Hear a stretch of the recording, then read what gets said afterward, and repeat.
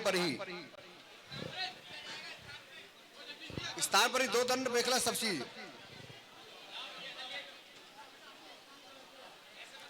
जो गृहस्थाश्रमी हो चुके हैं उनको दंड नहीं देना है, ना ही उनको मेखला देनी है। नहीं नहीं, एक ही पहनाना है सबको।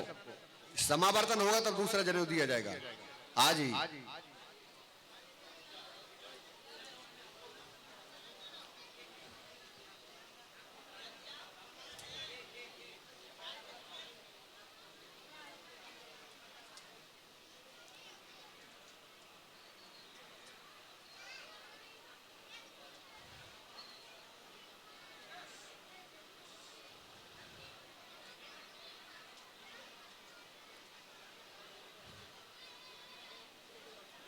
जड़खोर विद्यालय से आए हुए ब्रह्मचारी गणों को जो दंड आए हैं उनको दे दिए जाए।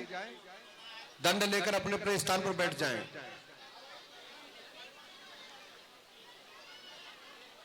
और जो गृहस्थाश्रमी हो चुके हैं, जिनका विवाह हो गया है, उन लोगों को दंड नहीं देना है। तीसरी पंक्ति में अधिकतर गृहस्थाश्रमी लोग हैं।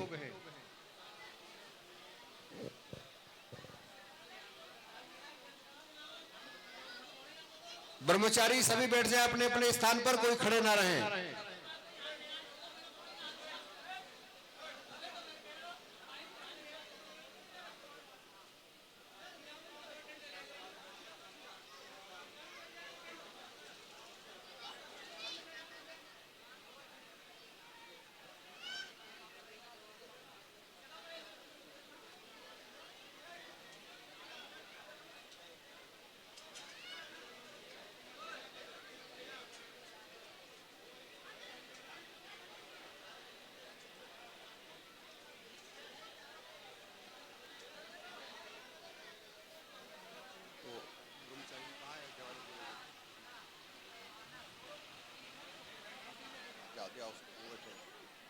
बालक को हाँ वो चाहिए, सुरक्षित रखना है इसको।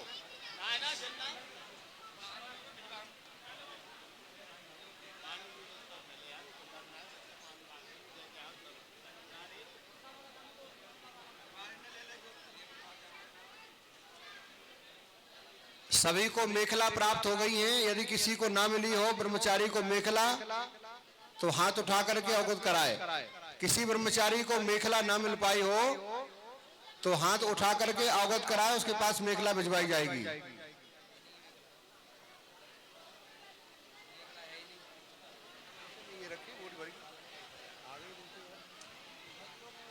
नहीं अब कोई नहीं, अब सबको मिल गई।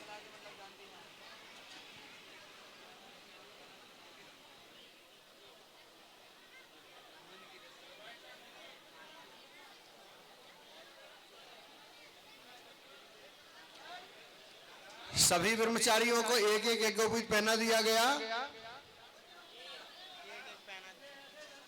पीछे तक कोई ऐसा ब्रह्मचारी तो नहीं है जिसको यज्ञोपवीत धारण ना हुआ हो। बीच में कुछ ब्रह्मचारी घूम रहे हैं, उनसे निवेदन है बैठ जाएं अपने अपने स्थान पर।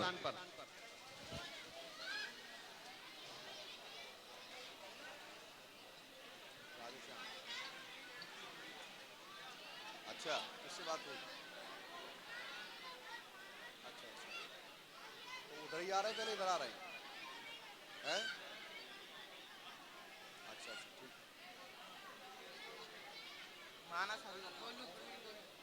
सभी को मेखला प्राप्त हो गई है, सभी को दंड भी प्राप्त हो रहे हैं। ब्रह्मचारी घूमे नहीं, सब अपने स्थान पर बैठ जाए।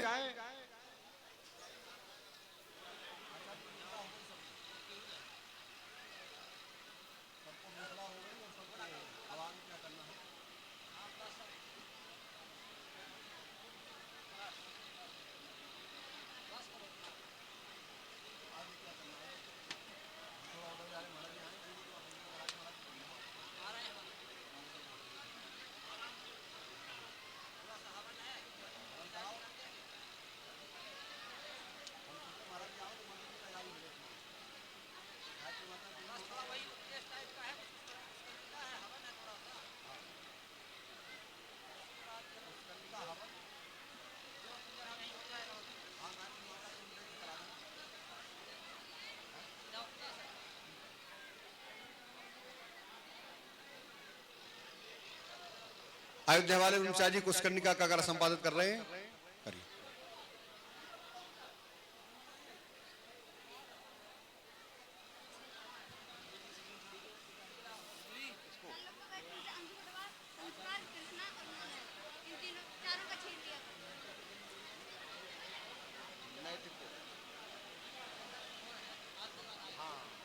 हाँ देना है।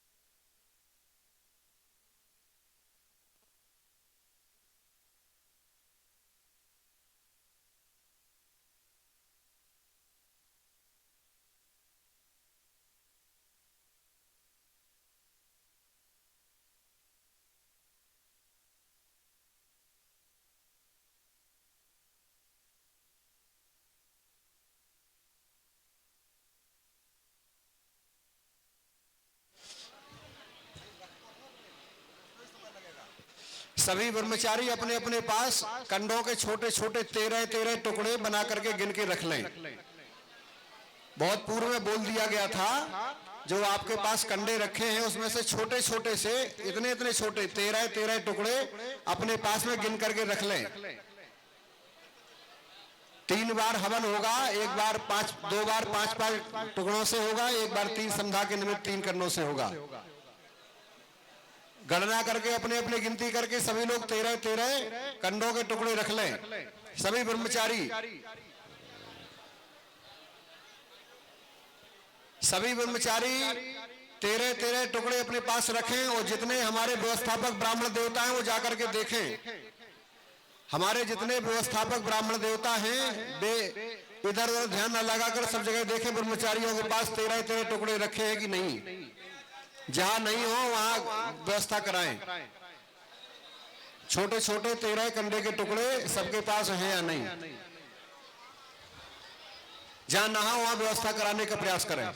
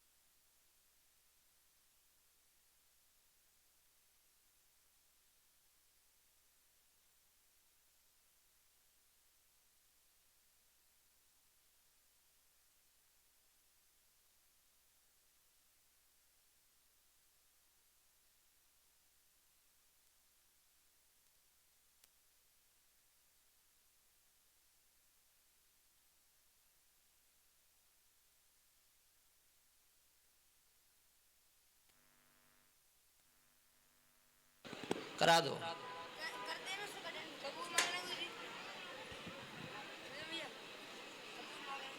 सभी को अभी अग्नि नहीं जलाना भैया, मत दो कपूर किसी को। अथ नवाहुतिः ओम भूः स्वाहा इदम् अग्नये नमः।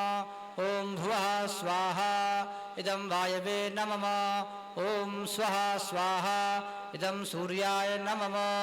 त्वन्नो अग्ने पौर्णस्य सविद्वान् देवस्य हेडो अवयासि श्रेष्ठाः यजिष्ठोपनिहितमः सोऽसुचानो विश्वाद्वेखाग्मुसुपुरमुमुग्धस्मात् स्वाहा इदम् अग्निवरुणाभ्यां नमः सत्वन्नो अग्ने वमो भवति नेदिष्ठो अस्यावखसो व्युष्टौ अवयक्ष्वनो वरुणग्मुनराणो बीहिङ्गुडिकग्मुसुहवो नयेधि स्वाहा इदम् अग्निवरुणाभ्यां नमः ओमयास्याग्निसनभिषत्तिपाश्च सत्यमित्तमया असि अयानो यज्ञं भास्यानो धेहि भेखजग्गु स्वाहा इदम् अग्नये अयसे नमः ओम जयते शतं वरुणज सहस्रयज्ञ आपाशाभितदा महान्तः ते भृण्णवति सवितो तद्भृण्ण विश्वे मुञ्चन्त मरुतस्वर्काः स्वाहा इदं वरुणासवित्रे विष्णु विश्वेभ्यो देवेभ्यो मरुद्भ्यः स्वर्गेभ्यश्च नमः उदुत्तमं वरुणपासमस्मन्दवाधमं विमध्यमग्मुसरथाय अथापयमादित्यप्रते तवानागसु अजितये स्याम स्वाहा इदं वरुणायादित्यायादितये नमः ओम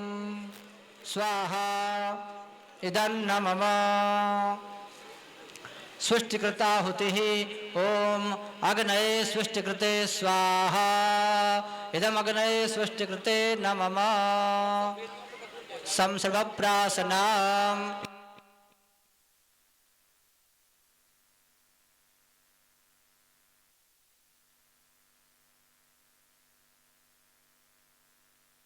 खाली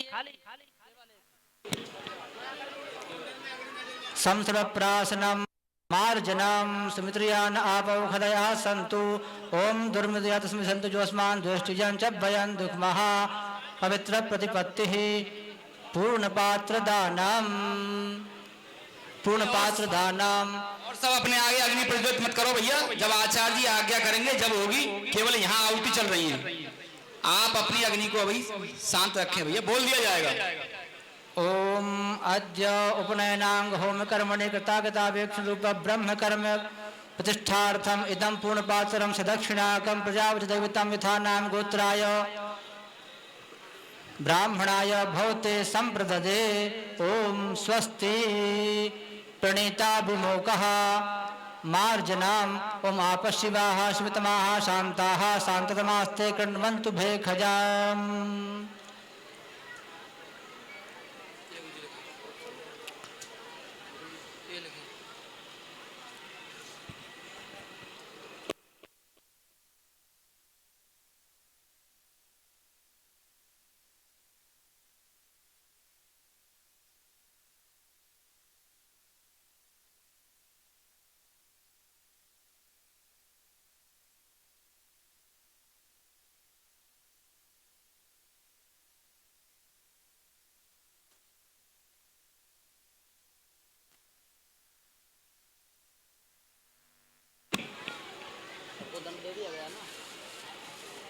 ओम जो मे दंडः परावतद्वैहाय सोधि भूम्याम तमहं पुनरादद आयुखे ब्रह्मणे ब्रह्मवर्चसाय।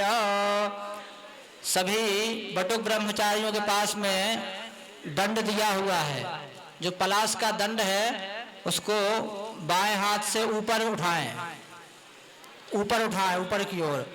उच्छ्राय सबबानस्पता ऊर्ध्वो मापा झग्गो हासा आसिया जज्ञसियो द्रेचाहा। रख ले वे नीचे, बाएं कंधे पर रखना है, उल्टे हाथ की तरफ में बाएं कंधे पर रखिए।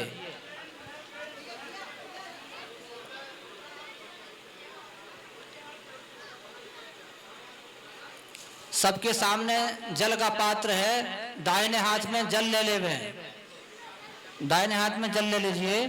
ओम आपो हिष्ठामयो भुवस्तान ऊर्जे दधातन महेरणाय चक्षसे जो वह शिवतमो रसस्य भाजयते हनः उशतीरिव मातरः तस्मा अरंगमामवोजस्य क्षयाय जन्मथा आपो जनयथा चनः। वो जल को लेकर के भगवान सूर्य का दर्शन करिए, वहीं से ऐसी भावना करिए कि भगवान सूर्य का दर्शन हो रहा है, उनको प्रणाम करिए बैठे बैठे। जो हाथ में जल है, जिसके हाथ में जल समाप्त हो गया है, फिर से ले लें। भगवान सूर्य को जल दे दीजिए। श्री सवित्र सूर्य नारायणाय नमः इदम अर्घ्यं दत्तं नमः। हाथ जोड़ के प्रार्थना करिए, सूर्य भगवान से प्रार्थना करनी है। ओम तच्चक्षुर्देवाहितं पुरस्ताच्छुक्रमुच्चरत पश्येम शारदाः शतञ्जीवे मा शारदाः शतगो शृणुयाम शारदाः शतं प्रब्रवाम शारदाः शतमदीनाः श्याम शारदाः शतं भूयश्च शारदाः शतात। जो ब्रह्मचारी गण और विप्र देवता वहाँ खड़े हैं, बटुक ब्रह्मचारियों के हृदय में हाथ लगा देवे, हृदय को स्पर्श कर दें एक बार। सब ब्राह्मण देव ब्रह्मचारियों के हृदय का स्पर्श करें भैया। ओम मम व्रते ते हृदय मम चित्त मनुचित्तं तेस्तु मब्बाचमेक मनाजुखस्व बृहस्पतिष्ट्वा न्यूनक्तु मध्यम।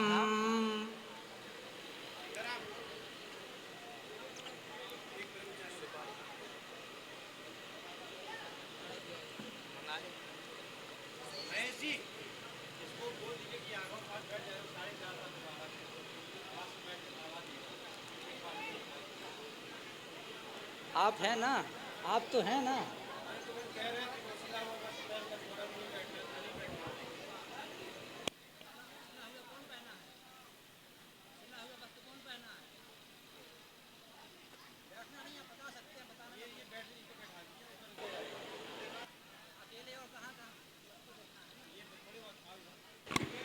अब सब बटुकों का परिचय पूछने का विधान है। सबका नाम पूछा जा रहा है, अपना अपना नाम सब लोग बोलेंगे। को नाम आसी पूछा जा रहा है, आप लोगों का नाम क्या है, अपना अपना नाम बोलिए। जो ब्राह्मण गण हैं वे कहेंगे शर्माहम, अपने नाम के बाद शर्माहम ऐसा बोलना है।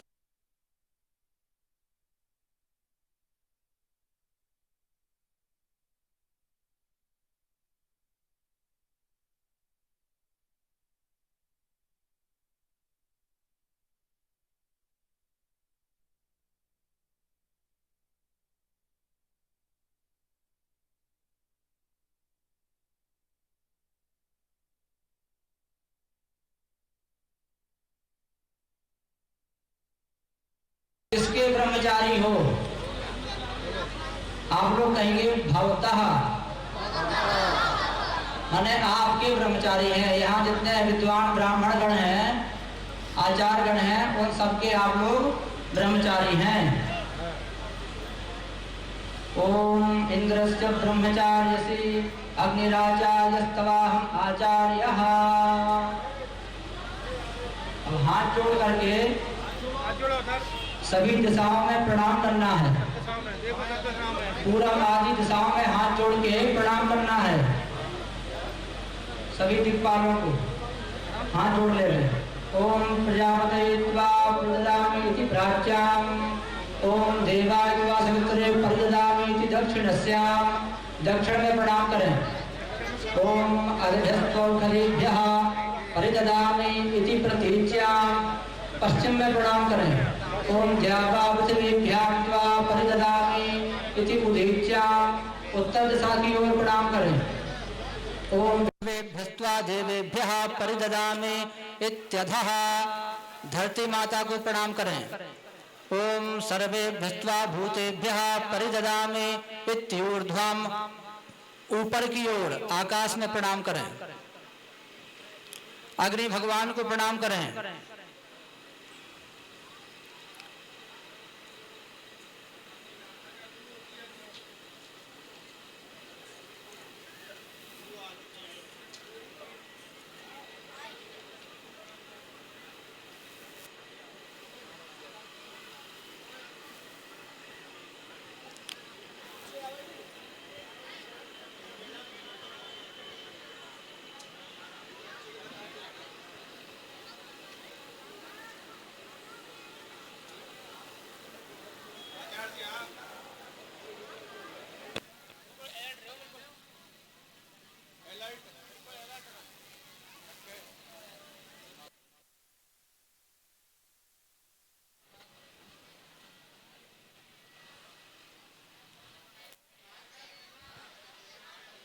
एक बटुक जो यहाँ आए थे अभी पूजन करने, यहाँ से कहाँ है वो, दोबारा आओ ऊपर, आप आए थे यहाँ, दोबारा आ जाओ।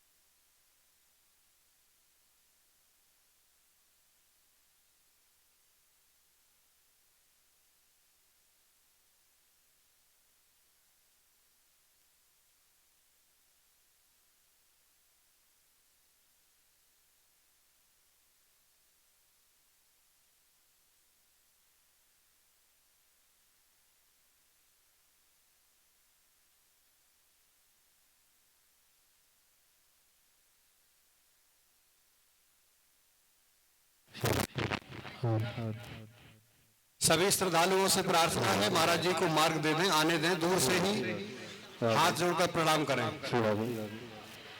और जो जहां है वहीं से प्रणाम कर लेंगे, आगे आने के प्रयास ना करें। सभी ब्रह्मचारी, सभी श्रद्धालु, दर्शक सभी से विनम्र निवेदन है, जो जहां पर है वहीं से आप अपने करबद्ध होकर के महाराज जी को प्रणाम कर लेंगे। खड़े होकर सब अभिवादन करेंगे। बोलो वृंदावन बिहारी लाल की, श्री गिरिराज धरण की,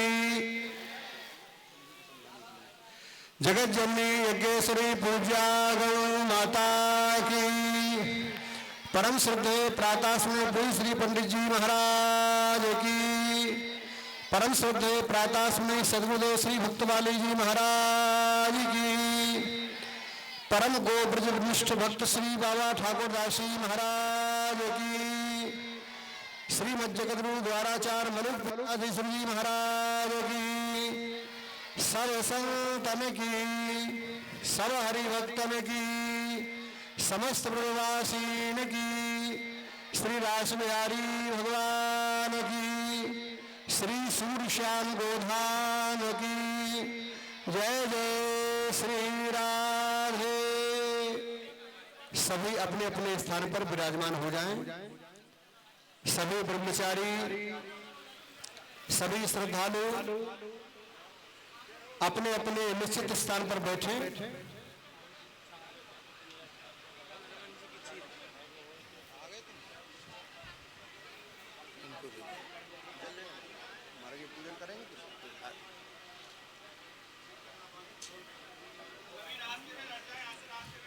जो लोग मंच के निकट खड़े हैं उनसे भी विनम्र निवेदन है, जहां सुनिश्चित आपके लिए बैठने का स्थान है वहीं जाके बैठें,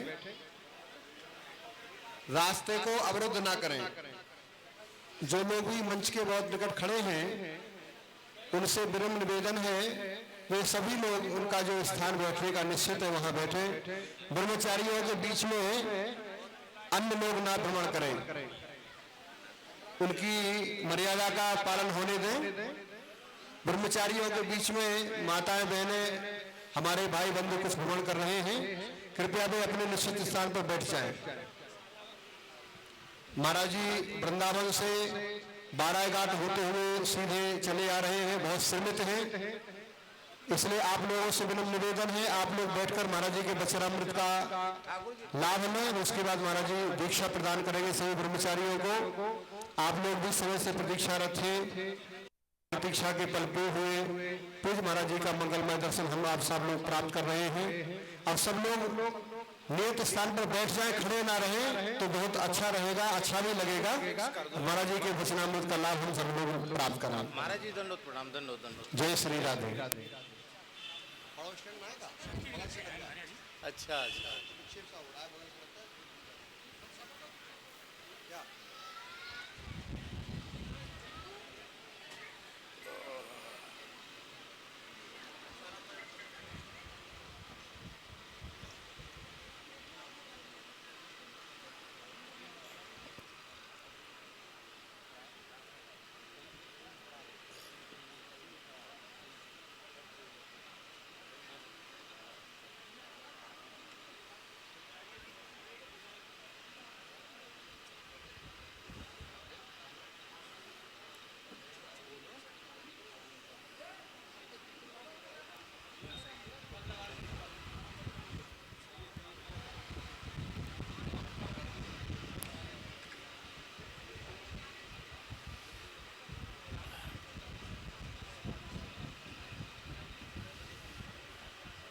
अभी बोलना है?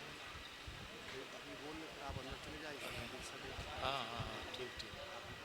धुआं हुआ ज़्यादा हो जाएगा तो अब ये तो धुआं हो ही रहा है। अभी तो ये अग्नि स्थापन किया था, बंद हुआ तो और ज़्यादा होगा। ठीक जैसा हाँ ठीक ठीक, बोल रहे हैं हम। आओ प्रभु दंडोत।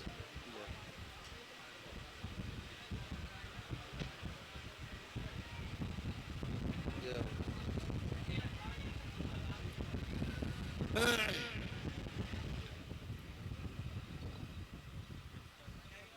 इसको ऐसे कर दो, इसमें हवा नहीं जाए।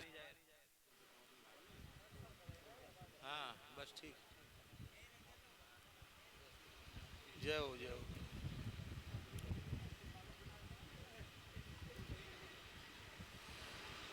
श्री राम जय राम जय जय राम।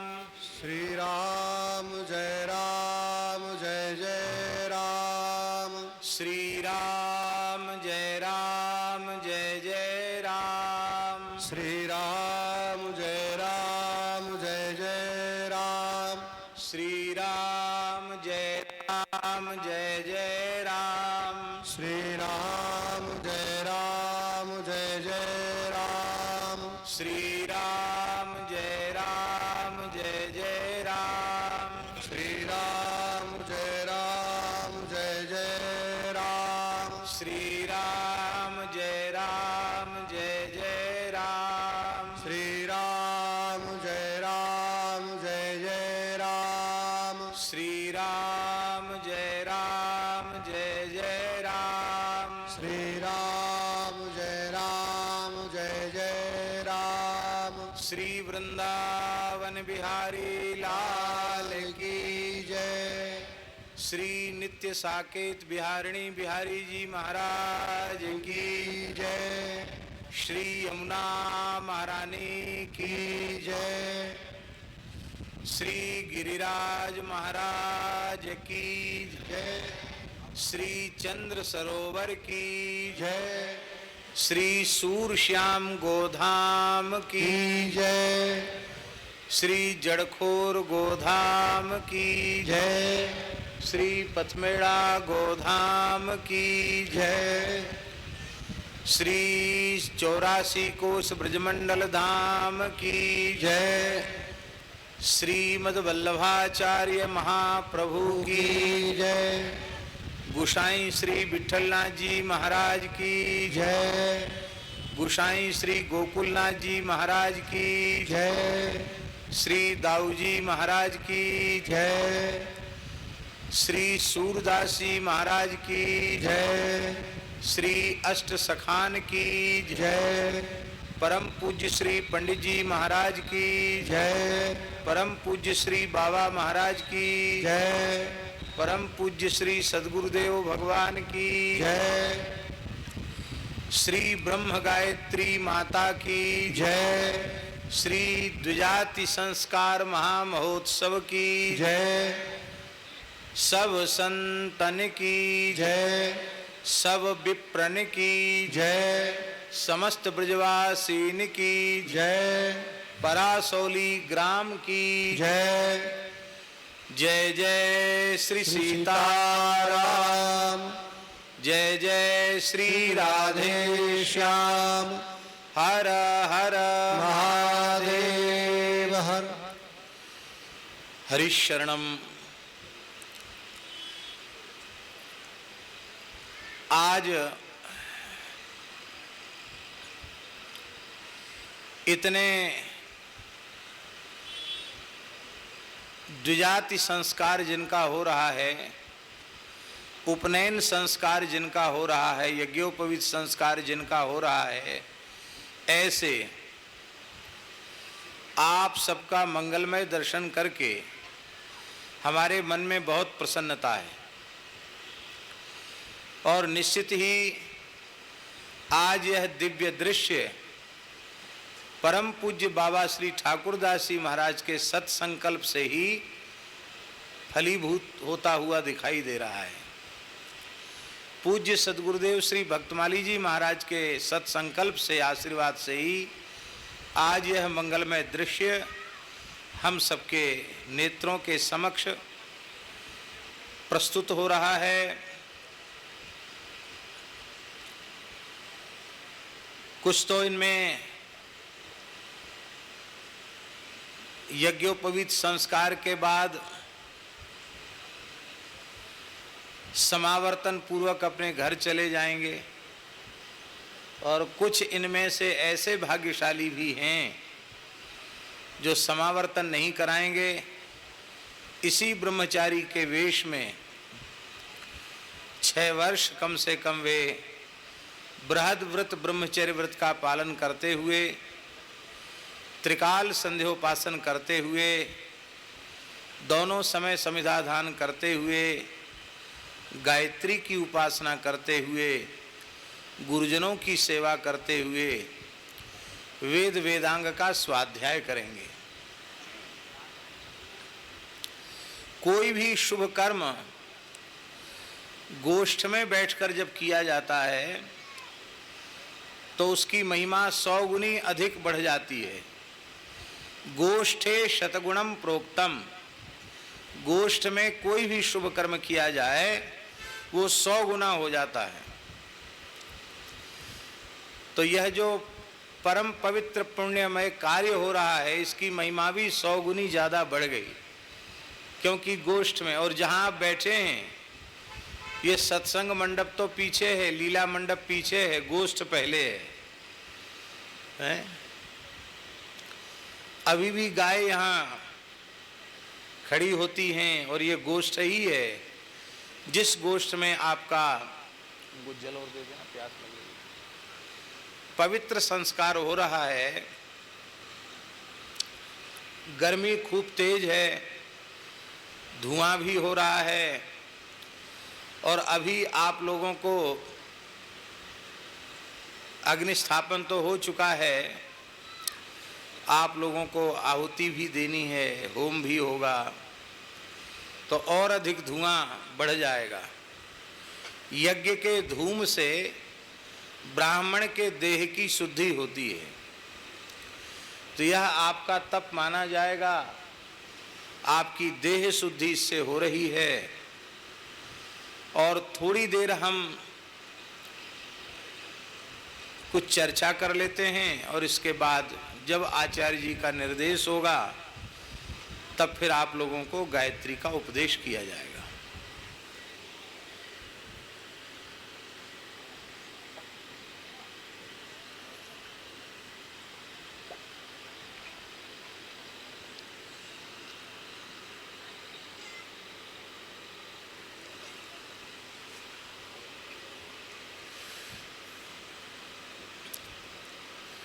कुछ लोगों का संस्कार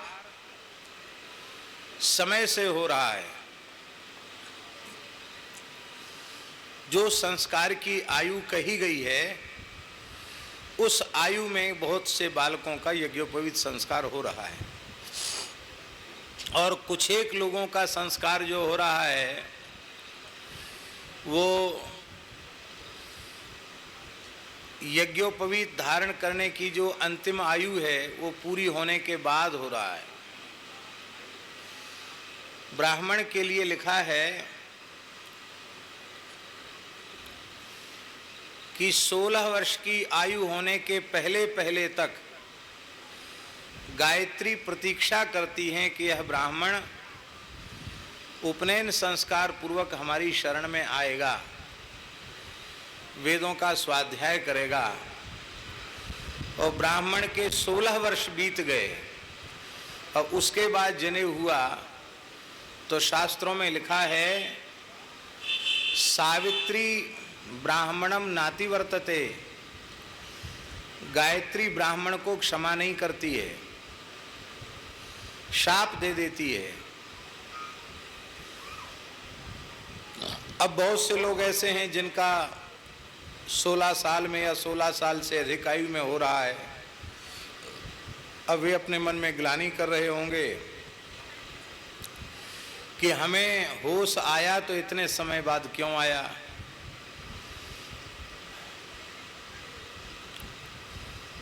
श्रद्धा तो उनके मन में है यज्ञोपवीत धारण करने की, श्रद्धा न होती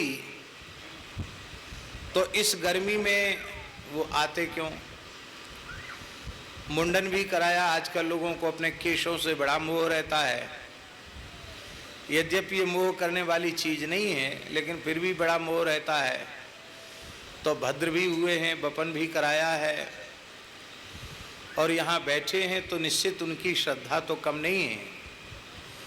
तो उन लोगों के लिए हमारा आग्रह है कि 16 वर्ष की आयु बीत जाने के बाद जिनका संस्कार हो रहा है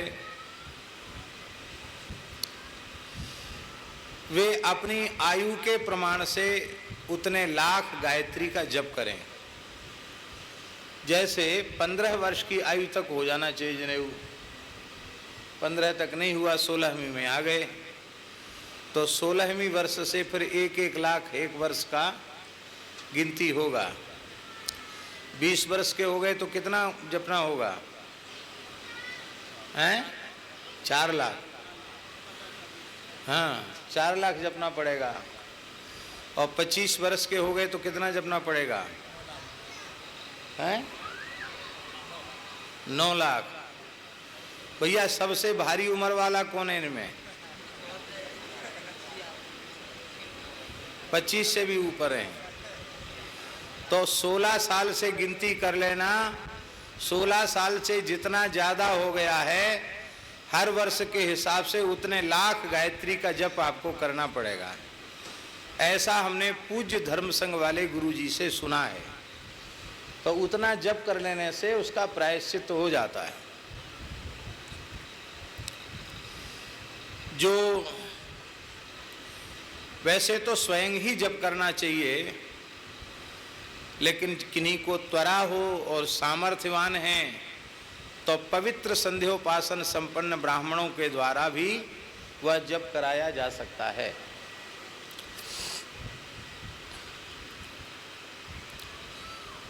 द्विज शब्द का अर्थ क्या है? द्वि माने 2 और ज माने जायमान। एक बार जन्म तो माता पिता के संपर्क संबंध से हुआ, माता पिता के संयोग से हमारा जन्म हो गया। एक जन्म तो ये हुआ और अब ये दूसरा जन्म है। ये संस्कार वाला जन्म आपका हो गया। अब आप द्विज हो गए। यज्ञोपवीत की संपूर्ण मर्यादा का पालन करना। अरे बच्चों, ये जो कहा जा रहा है तुम लोगों के लिए कहा जा रहा है, ध्यान से सुनो, चंचलता मत करो।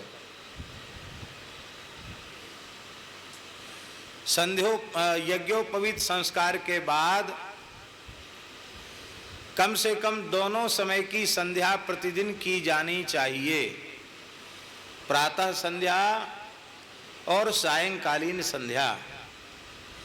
कम से कम 2 माला गायत्री का जप, 1 माला सवेरे की संध्या में, 1 माला सायंकाल की संध्या में जप करें। उत्तम पक्ष तो यह है कि मध्याह्न संध्या भी की जाए, भले ही संक्षिप्त करें। अरे ये बेटो कहाँ जा रहे हैं? ये अपने आसन पर बैठो।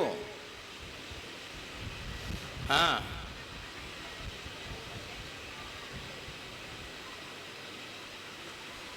हाँ, दंड वहीं छोड़ दिया और घूम रहे हो। हाँ, हाथ में ले लो और शांति से बैठो, जो हम कह रहे हैं उसको सुनो।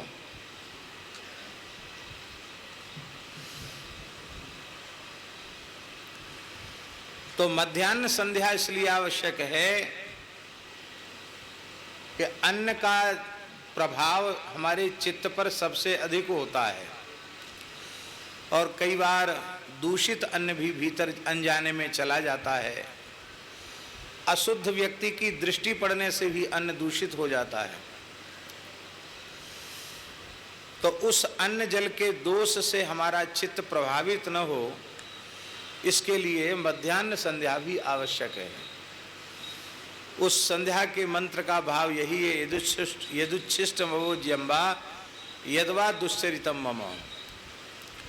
जो उच्छिष्ट, अभोज्य अथवा दुश्चरित, इधर ऊपर आ जाओ, इधर मंच पे आ जाओ।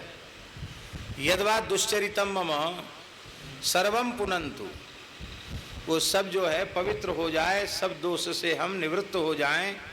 यह मध्याह्न संध्या के मंत्र का संक्षिप्त भाव है। मध्याह्न संध्या में 5 मिनट से भी ज़्यादा नहीं लगेगा।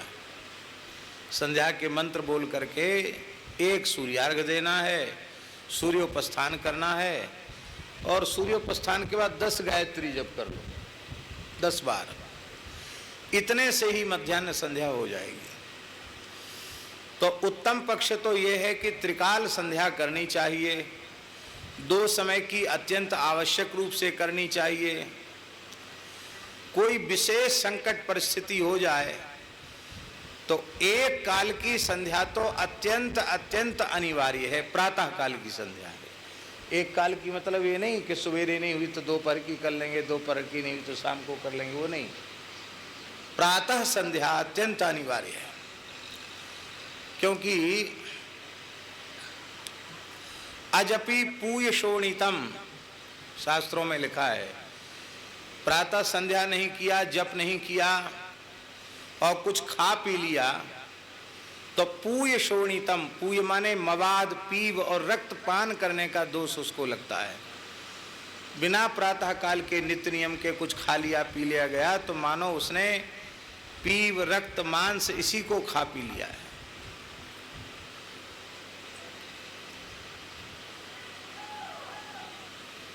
बिना होम के, बिना अग्नि में आहुति दिए खा लेने पर लिखा है मलम भुंगते, मल खाने का दोष लगता है। तो यह सब आवश्यक क्रिया है। नित्य होम होना चाहिए, नित्य जप होना चाहिए। तो अब सवेरे संध्या इसलिए जरूरी है कि बिना खाए पिए तो चलेगा नहीं, और बिना संध्या किए खाने पीने की योग्यता नहीं होगी। इसलिए संध्योपासन अत्यंत अनिवार्य है। सूतक आदि जो विशेष परिस्थितियां हैं उनको छोड़कर यदि 3 दिन तक संध्योपासन नहीं किया गया तो पुनः संस्कार मरहती, वो पुनः संस्कार के योग्य हो जाता है। उसको यज्ञोपवीत धारण करने से भी दोष लगता है, क्योंकि उसने संध्योपासन नहीं किया, गायत्री का जप नहीं किया, तो फिर से संस्कार का वो अधिकारी हो गया। चोटी कभी नहीं कटाना, यज्ञोपवीत सदा धारण करके रखना। खंडित होने पर जब तक दूसरा यज्ञोपवीत धारण न कर लें तब तक जल भी ग्रहण नहीं करना। और सर्वोत्तम पक्ष ये है कि बाजार का जनेऊ नहीं पहनना। बाजार का जनेऊ पहनो, चाहे कथर या धागा पहन लो, वो एक ही बात है, उसका कोई मतलब नहीं है, वो तो धागा है। यज्ञोपवीत अपने हाथ से बनाया हुआ होना चाहिए, अखंड सूत्र होना चाहिए, 9 तंतु उसमें होने चाहिए, प्रत्येक तंतु में पृथक पृथक देवताओं की प्रतिष्ठा की जाती है और उस यज्ञोपवीत को ब्रह्मत्व की सिद्धि के लिए उसको धारण किया जाता है। तो यज्ञोपवीत को अत्यंत श्रद्धापूर्वक धारण करना और जनेऊ बनाना जरूर सीखना चाहिए। साइकिल चलाने वाले को साइकिल को खोल करके फिर से कसना आना चाहिए, नहीं तो वो साइकिल चलाने का अधिकारी नहीं है। गाड़ी चलाने वाले को गाड़ी चलावे तो बीच में कहीं कुछ टूट फूट हो जाए और मिस्त्री नहीं मिला तब क्या करोगे? तो गाड़ी की जानकारी होनी चाहिए। तो हमारा ब्रह्मत्व कहीं से खरीदा हुआ ब्रह्मत्व न हो। हम खरीद के जनेऊ पहनते हैं तो हमारा ब्रह्मत्व खरीदा हुआ है, तो अपने हाथ से यज्ञोपवीत बनाकर पहनते हैं तो हमारा ब्रह्मत्व खरीदा हुआ ब्रह्मत्व नहीं माना जाएगा। इसलिए अपने हाथ से जनेऊ बनाकर पहनना, अथवा जो विप्र देवता यज्ञोपवीत की मर्यादा से यज्ञोपवीत बनाते हैं उनसे यज्ञोपवीत लेकर उनके चरणों में कुछ सेवा दक्षिणा के रूप में अर्पित करना, पर बाजार का खरीदा हुआ जनेऊ नहीं पहनना। माता पिता गौ ब्राह्मण संत इनका सदा आदर करना। गायत्री के जप में सावधानी रखना। जप के समय वरेण्यम न बोलकर वरेण्यम ऐसा बोलना चाहिए और 4 भाग में गायत्री का जप करना चाहिए। पहले व्याहृतियों का उच्चारण करना चाहिए, फिर उसका दूसरा चरण, फिर तीसरा चरण, फिर चौथा चरण। इसको कहते हैं भिन्न पादा गायत्री। भिन्न पादा गायत्री ब्रह्महत्या जैसे पापों को नष्ट कर देती है और जो सीधे सीधे गायत्री मंत्र बोल देते हैं, अभिन्न पादा गायत्री का जप करते हैं, उनको ब्रह्म हत्या जैसे भयंकर पाप चढ़ जाते हैं, उनके ऊपर पाप लग जाते हैं। तो गायत्री का जब भले ही एक माला 15 मिनट में ही हो, भले ही 15 मिनट लग जाएं, पर एक ही माला करो भले ही, पर विधि पूर्वक करो। पहले मानसिक रूप से व्याहृतियों का, प्रणव युक्त व्याहृतियों का उच्चारण करो और फिर क्रमशः 4 भाग में मंत्र का उच्चारण करके उसका जप करो। आवश्यक तो यह है कि जनेऊ के बाद आप लोगों का एक संस्कार शिविर लगना चाहिए, जिसमें 3 दिन 4 दिन तक आपको संध्या कराई जाए, रोज संध्या के बारे में समझाया जाए, मंत्र बुलवाए जाएं, सबको पात्र रखे जाएं, जिसको कहते हैं ट्रेनिंग। संध्या की रिहर्सल ट्रेनिंग कराई जाए, ये बहुत जरूरी है। पर आजकल सब श्री गोपालाचार्य जी महाराज की भाषा में सब कम बख्त हैं। कम बखत है ना, किसी के पास बखत नहीं है। समय जिसके पास कम है उसी को कम वक्त कहते हैं।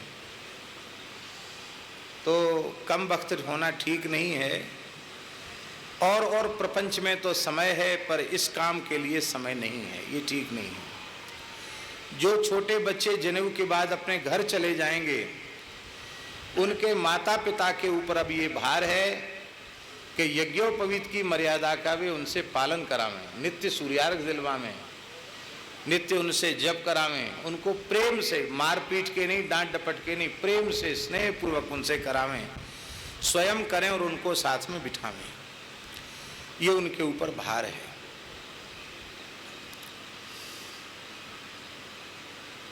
एक राजा था,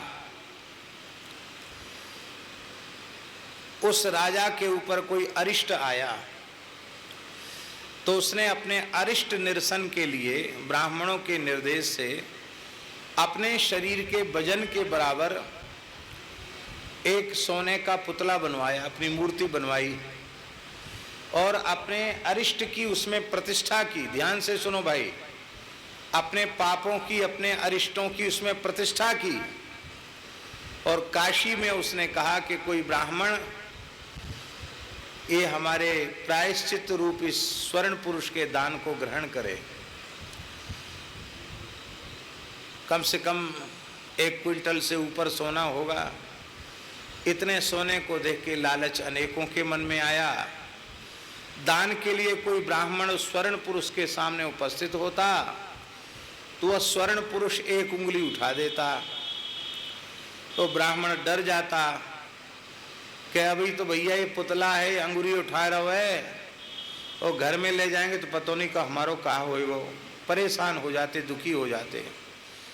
तो काशी जैसे स्थान में उस अरिष्ट रूप स्वर्ण पुरुष तुला पुरुष को दान में लेने वाला कोई ब्राह्मण समर्थ ही नहीं हुआ। अब ब्राह्मण दान न ले तो दान का धर्म नष्ट होता है। तो श्री वल्लभाचार्य महाप्रभु उस समय वहां विराज रहे थे। ब्राह्मणों की लाज बचाने के लिए, ब्राह्मण धर्म की रक्षा के लिए श्री महाप्रभु वल्लभाचार्य जी वहां पधारे। उन्होंने कहा मैं लेता हूं ये दान, मैं ब्राह्मण हूं, मैं ये दान लेता हूं। तो जैसे ही आगे बढ़े तो स्वर्ण पुरुष ने इनके लिए भी 1 उंगली उठाई। तो महाप्रभु जी के लिए उंगली उठाई उसने 1 उठाई, महाप्रभु जी ने 3 उठा दी। तो उसकी उंगली जो उठी हुई थी वो सीधी हो गई। ऐसी उंगली उठी थी वो सीधी हो गई। वो ऐसे उठाता था उंगली ऐसे, वो सीधी हो गई। तो वहां जितने ब्राह्मण थे सबको बड़ा आश्चर्य हुआ। तो महाराज इसके 1 उंगली उठाने का रहस्य क्या है, और आपके 3 उंगली देखते ही इसकी उंगली सीधी हो गई, इसका क्या रहस्य है।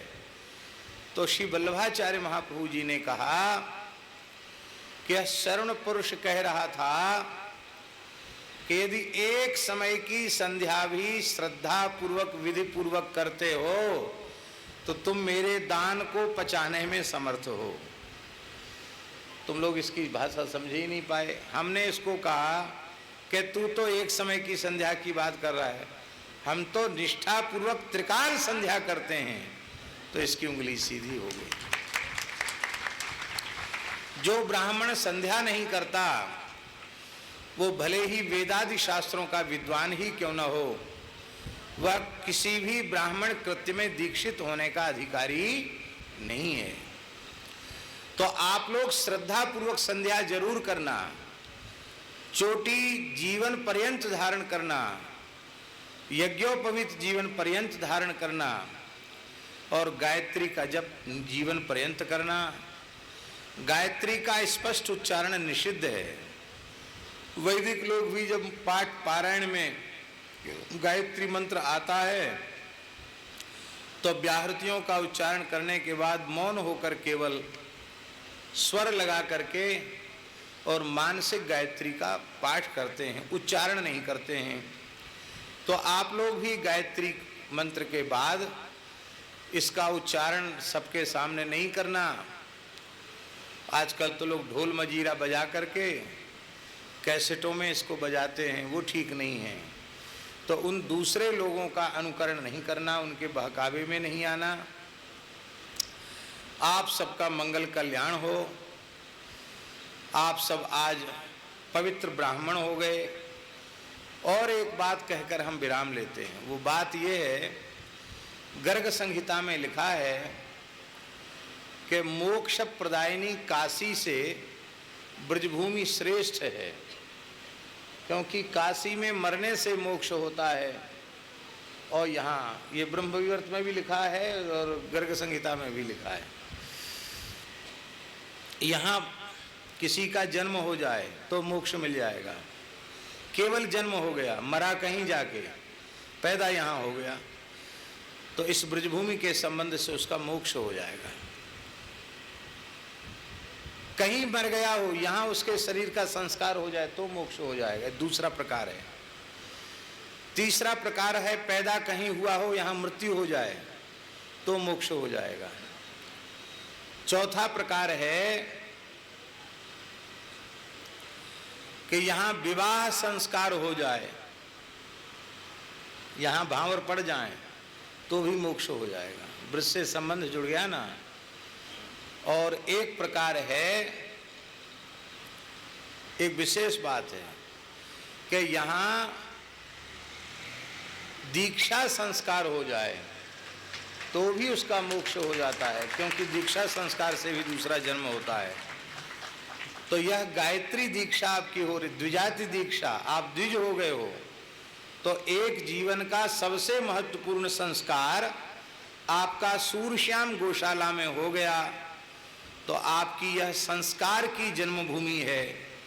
जीवन पर्यंत गाय में श्रद्धा रखना, गो सेवकों में श्रद्धा रखना, माता पिता गौ ब्राह्मण संत इनमें श्रद्धा रखना, और ये आपके संस्कार की भूमि है। इसलिए सूर्यश्याम में आते जाते रहना, ठीक है। बस यही बात आपको बता दी गई है। और अब आगे की विधि आचार्य जी कराएंगे। और कुछ कहना है, बोलो। और तो कितनी महिमा सुनाएं, महिमा तो कुछ सुनानी नहीं है, क्योंकि जप करने वाले को धीरे धीरे अपने आप महिमा का बोध हो जाता है, महिमा का ज्ञान हो जाता है। भगवान आप सबका मंगल करें।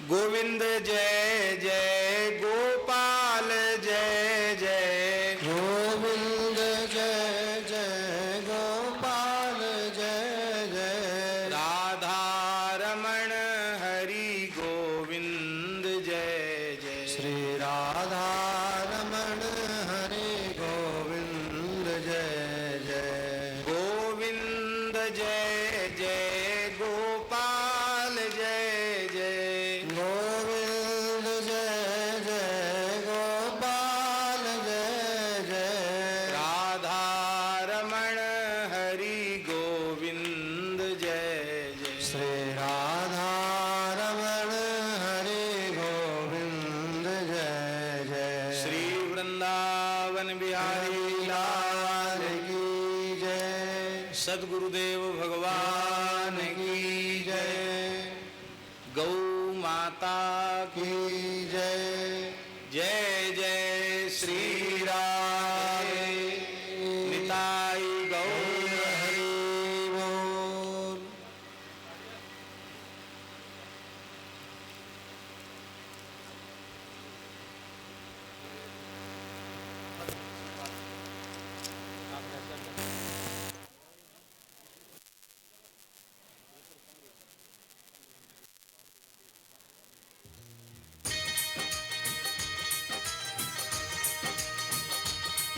श्री गौ माता की, पूज्य श्री भक्तमाली जी महाराज की, पूज्य श्री पहाड़ी वाले बाबा की।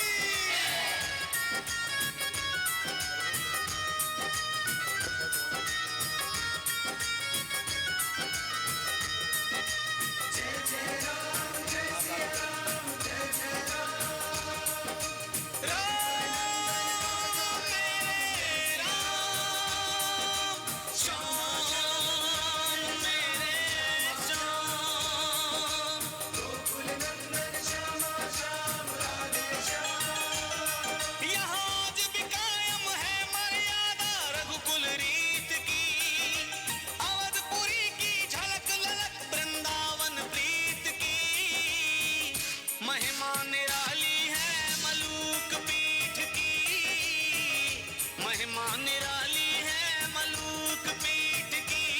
यहाँ आज भी कायम है मर्यादा रघुकुल रीत की, अवधपुरी की झलक ललक वृंदावन प्रीत की, महिमा निराली है मलूक पीठ की, महिमा निराली है मलूक पीठ की। जय जय राम, जय सिया राम, जय जय राम, रघुकुल नंदन राजा राम, जय सिया राम, श्यामा श्याम राधे श्याम, श्यामा श्याम, कुल वृंदावन बिहारी लाल की जय। सभी श्रद्धालुओं से प्रार्थना है महाराज जी को मार्ग दे दें, कोई भी बीच में विक्षेप ना करें। महाराज जी निवास स्थल पर जाएंगे, उसके बाद ब्रह्मचारीगण वहाँ पहुँच करके दीक्षा प्राप्त करेंगे। ब्रह्मचारीगण अपने स्थान पर बैठे रहेंगे, सब अपने स्थान बैठ जाएं, सभी बैठ जाएं। अभी आने वाले जून मास में 10 जून से 16 जून रुदायन महाराज जी के बाबा गुरुदेव भगवान का बड़ा सुंदर मंदिर है भगवान श्री राधा गोपाल प्रभु का, जिसका जीर्णोद्धार हुआ है और पुनः ठाकुर जी विराजेंगे। वहाँ पर महाराज जी की श्रीमद् भागवत की कथा होगी। 10 जून से 16 जून सभी श्रद्धालुओं से निवेदन है वहाँ पधार कर आप लोग कथा इसका पान करें। रुदायन रामचौक ग्राम रुदायन, सासनी जिला हाथरस, सासनी के पास में रुदायन नाम का गांव है, जहां महाराज जी के बाबा गुरुदेव भगवान का स्थान है। श्री राधा गोपाल मंदिर, वहां भगवान के सुंदर मंदिर का जीर्णोद्धार हुआ है, भवन का निर्माण भी हुआ है। उसके उपलक्ष्य में श्रीमद् भागवत की कथा 10 जून से 16 जून तक है। आप लोग पधार कर उसका लाभ प्राप्त करेंगे।